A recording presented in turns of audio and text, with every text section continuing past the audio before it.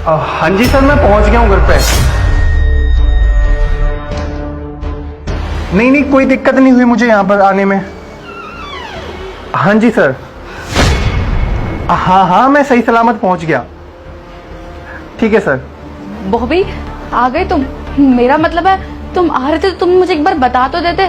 तुमने तो मुझे एक बार भी कॉल नहीं किया। अरे वो क्या है ना प्रीत, मेरी काफी टाइम से छुट्टियां मंजूर नहीं हो रही थी, और फिर अचानक से कंदल साहब का मेरे पास फोन आया और उन्होंने मुझसे कहा कि तुम्हारी छुट्टियां मंजूर हो गई हैं।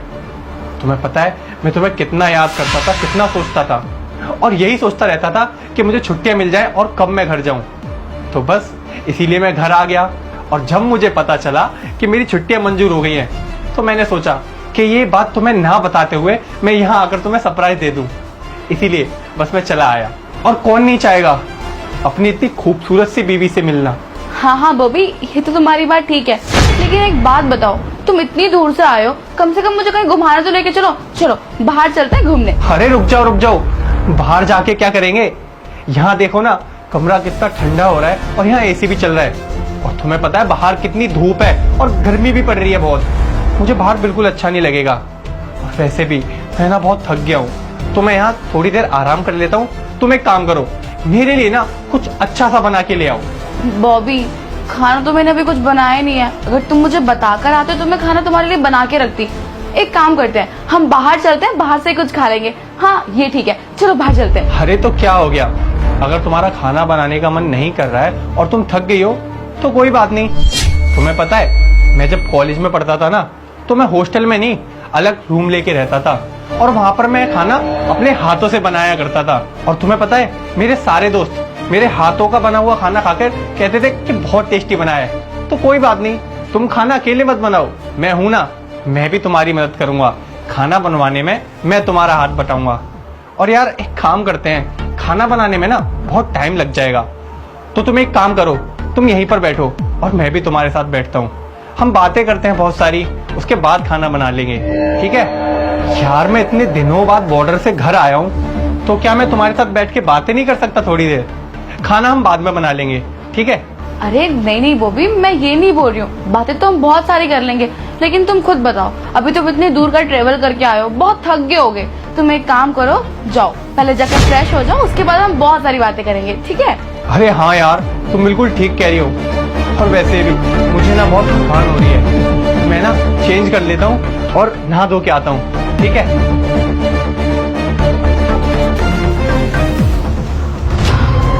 अरे अब वहीं खड़े रहोगे, बाहर भी निकल के आओगे? जैसे तैसे करके मैंने अपने पति को बाहर भेजा है, इतना बहाना बनाने के बाद अब तुम फटाफट अपने घर जाओ। अरे नहीं नहीं प्रीत, तुम पागल हो गई हो क्या? मैं घर नहीं जा रहा, तुम्हें पता नहीं है क्या मैं कितनी दूर से आया हूँ तुमसे मिलने के लिए, और अभी तो हमने सही से बात तक नहीं की है, और तुम मुझे जाने के लिए कह रही हो? मैं नहीं जा रहा। अरे हर्ष, तुम कैसी बातें कर रहे हो? तुम्हें पता है ना, मेरा पति मुझे बिना बताया है, अगर वो बता देता तो मैं तुम्हें बुलाती ही नहीं। और देखो, अगर उसने हम दोनों को एक साथ देख लिया ना तो बहुत बड़ी दिक्कत हो जाएगी। तुम मेरी बात समझने की कोशिश करो, जाओ निकलो यहाँ से। नहीं प्रीत, मुझे थोड़ा टाइम और दो ना प्लीज। अरे हर्ष, तुम मेरी बात समझ क्यों नहीं रहे हो? जाओ यहाँ से। अरे भाई साहब, संभाल के, कहाँ जा रहे हो? इतनी क्या जल्दी है? प्रीत, कहाँ भगा रही हो तुम इन भाई साहब को? और इतनी जल्दी क्या है इन्हें भेजने की? भाई साहब इतनी दूर से आए हैं चलकर, थक गए होंगे, और वैसे भी इतनी दूर से चलकर आए हैं तो इन्हें ऐसी थोड़ी ना भेज देंगे। इनकी मेहनत का फल भी तो इन्हें देना पड़ेगा ना। बताओ क्या मांग रहे हैं तुमसे? अरे बॉबी, ये वाटर कूलर वाला है, तुम्हें कोई गलतफहमी हुई है, तुमने खामखा इसको रोक लिया। अरे भैया आप जाओ, इनको लेट हो रहा होगा, भेज दो इन्हें, जाओ भैया आप। अच्छा, तो ये वाटर कूलर वाला है, तो ये यहाँ आके पानी से तुम्हारी प्यास बुझाता है ना? और ये कब से प्यास बुझा रहा है बताना मुझे। बॉबी, तुम कैसी अनाप शनाप बातें कर रहे हो? हाँ, तुम एक वाटर कूलर वाले के साथ मेरा लिंक जोड़ रहे हो। अरे तुम्हें थोड़ी सी भी शर्म नहीं आ रही क्या? ये भैया है और तुम ऐसी बातें कर रहे हो। क्या क्या बोला तुमने? भैया? मेरे सामने तुम इसे भैया बोल रही हो और मेरी पीठ के पीछे सैया, है ना? ये सब चल रहा है ना तुम्हारा? देखो बॉबी, अब तुम हद पार कर रहे हो, इससे ज्यादा मैं एक शब्द नहीं सुनूंगी। बस बहुत हो गया तुम्हारा। क्या कह रही हो तुम? तुमसे अब एक भी शब्द बर्दाश्त नहीं होगा। अरे बर्दाश्त तो मैं कर रहा हूं, ये सब जानने के बाद भी कि ये तुम्हारा आशिक है, और मेरे जाने के बाद तुम इसके साथ रंगरलियां मनाती हो और मुझसे कह रही हो तुमसे बर्दाश्त नहीं हो रहा। बोलो, क्यों किया तुमने मेरे साथ ऐसा? मेरे जाने के बाद तुम अपने आशिक के साथ रंगरलियां मनाती हो। क्यों किया तुमने मेरे साथ ये सब?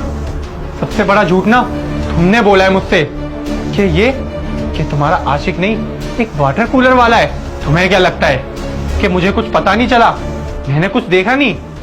अरे एक फौजी की निगाह ना बाज की तरह होती है, बाज की तरह। और जब मैं यहाँ आया था मुझे तभी सब कुछ पता चल गया था। अरे क्या कमी रह गई थी मेरे प्यार में कि तुम्हें ये सब करना पड़ा इसके साथ? बताओ मुझे। बॉबी, लेकिन तुम्हें इन सब के बारे में पता था तो तुमने मुझसे ये बात क्यों छुपाई और तुम इतना अनजान क्यों बन रहे थे? मैंने तुम्हें बोला ना मुझे सब कुछ पता था, लेकिन ये सब मैंने इसलिए किया ताकि मैं ये जान सकूं कि तुम मुझसे कितना सच बोलती हो और कितना झूठ। और मैंने देख लिया कि तुम मुझसे हमेशा झूठ बोलती हुई आई हो। और अब तू मुझे बता कि तुम दोनों का चक्कर कब से चल रहा है? कब से चल रहा है ये सब? बॉबी देखो, हमारा ये रिश्ता काफी टाइम से नहीं चल रहा है, बस 1 महीना ही हुआ है। वो क्या है ना कि हमारे पड़ोस में ही रहते हैं और जब भी मैं शाम को वॉक पर जाती थी तो ये मुझे दिखते थे और मुझे इनसे प्यार हो गया। अच्छा, तो तुम्हें प्यार हो गया इससे, ये जानते हुए भी कि तुम एक शादीशुदा हो और तुम्हारा पति फौज में है। मैं वहां पर बॉर्डर पर देश की सेवा कर रहा हूँ अपनी जान जोखिम में डालकर, और तुम यहाँ अपने आशिक के साथ रंगरलियां मना रही हो, आज की लड़ा रही हो। तुम्हें शर्म नहीं आई ये सब करते हुए? साहब हमारी कोई गलती नहीं साहब हमें माफ कर दो। ये मैडम ही हमें फंसाई है साहब। प्लीज साहब, मेरे छोटे छोटे बच्चे हैं साहब, मेरी बीवी है घर में, हमें जाने दीजिए साहब प्लीज। हम कभी नहीं आएंगे इस घर में साहब, कभी नहीं आएंगे, प्लीज आज हमें जाने दीजिए। देखो बॉबी, मैं जानती हूँ मैंने तुम्हारे साथ बहुत गलत किया है, मैं आज के बाद ऐसा कभी कुछ नहीं करूंगी। मुझे प्लीज माफ कर दो। और जो तुम बोल रहे थे ना कि मेरे और इसके बीच, हमारे बीच में ऐसा कुछ भी नहीं हुआ है, मेरी बात पर विश्वास करो प्लीज बॉबी, मुझे माफ कर दो, एक आखिरी मौका दे दो। माफ कर दूं? तुम अब मुझसे माफी मांग रही हो? ये सब करने से पहले तुमने नहीं सोचा कि ये सब नहीं करना चाहिए था, ये सब गलत है? तुम्हें मैं माफ तो कर नहीं सकता ये सब जानने के बाद। तुम एक काम करो, यहाँ से अपना सारा सामान उठाओ और निकल जाओ मेरे घर से। बॉबी लेकिन मेरी बात तो सुनो। निकल जाओ मेरे घर से।